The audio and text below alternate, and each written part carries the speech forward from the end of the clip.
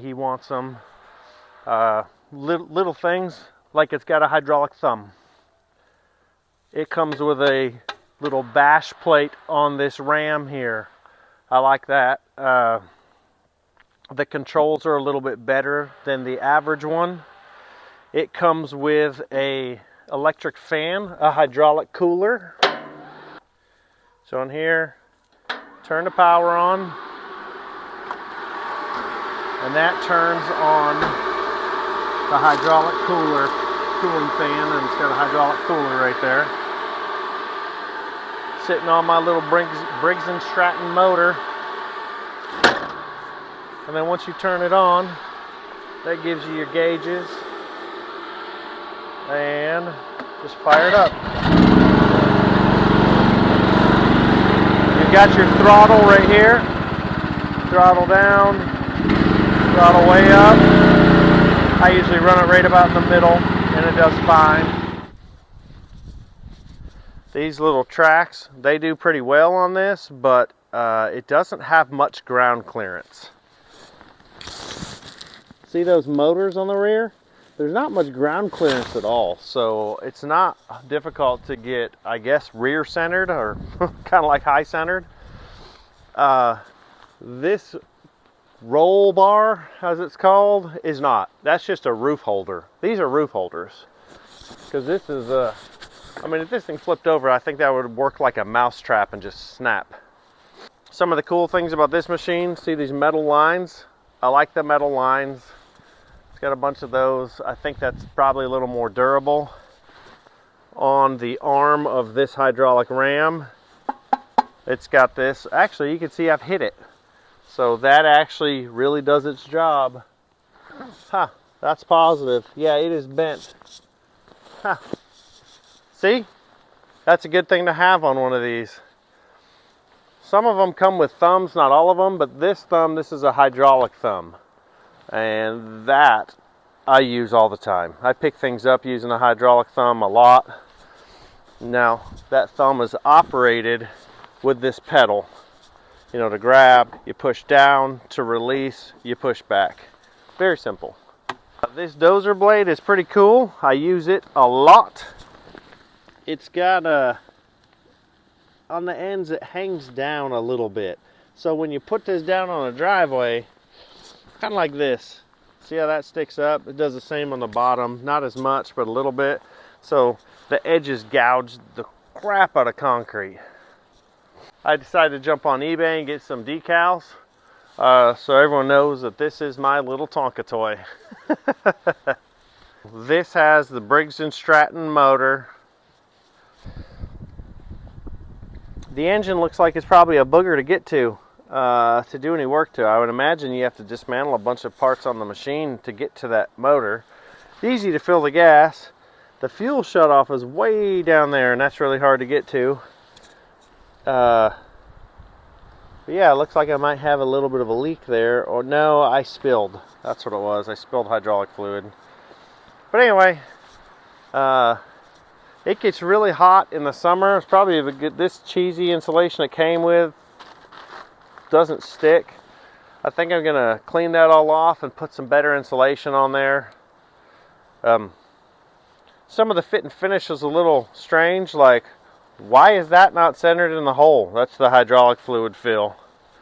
And then why does the exhaust come out here and that's the exhaust hole? I don't know. Just some of the little things on this are a little strange, but again, this was only a $10,000 machine. It was not a $50,000 machine. Fog light on the front.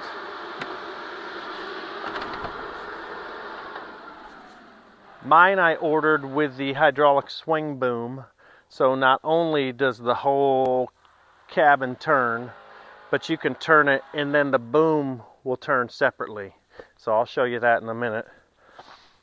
This thing weighs a little over 2,000 pounds, so it can't do a whole lot of big digging, and it can't do everything that you might want to do, but this thing can go places that most can't. So I'm out here in the woods, and I can drive this thing right in between the trees without tearing them all up. I can get into tight places that most people can't with their mini excavators. I could squeeze in between buildings and I could dig a trench where most machines couldn't. I actually had a guy down the way at a cabin have me dig him a trench for his AC because his backhoe would just wreck too much of the ground. And this thing with its little 8-inch bucket, it does great. Let me share with you the attachments I have for my machine. So this I purchased when I bought the machine. This is the 8-inch trenching bucket. It came with this one. This is a 16-inch bucket, the standard one that comes with it for digging. This is the 30-inch bucket for grading. Notice it doesn't have the teeth on it. And then this is the rake or grapple, which I bent the living daylights out of some of the teeth, but it still works great. I need to bend those back. Doesn't seem to be the strongest metal in the world. So there was a pond here, just a swampy, nasty pond over this whole area. And so I came in here with this Mini X and I dug this big old trench with it. And it worked great. I actually think I dug it just a little too far here because it's not draining. I need to dig a little more over there to get it all draining out. But literally, this was all a big pond all the way through. So I came and trenched this all the way around to get all the runoff down there. And then I came through here and I trenched all this, which clearly is working really well. And this goes all the way back through the trees through my property. So if for nothing else, just this one project saved me hundreds and hundreds of dollars over paying a guy to come up with a machine or going and renting the machine.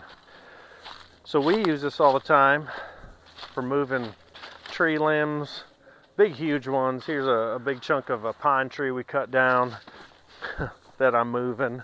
So I thought it looked kind of cool. But yeah, I don't want to drag that by hand. So I would much rather use this. This stick here controls your dozer blade.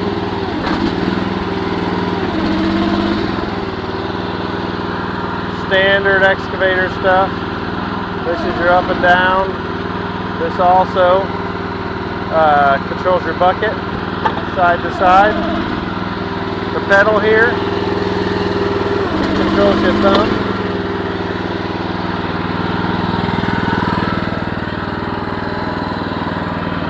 This one here controls your arm. Yeah, super easy to use. Yeah. And then these are your forward and reverse.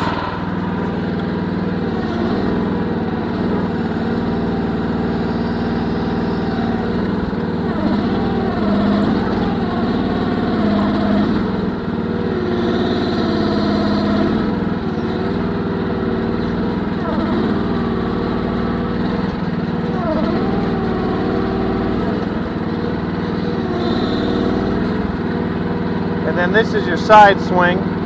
Press this switch, and then your arm's gonna move, but your cabin stays in place. Flip that switch again, and then you can swing it all the way around.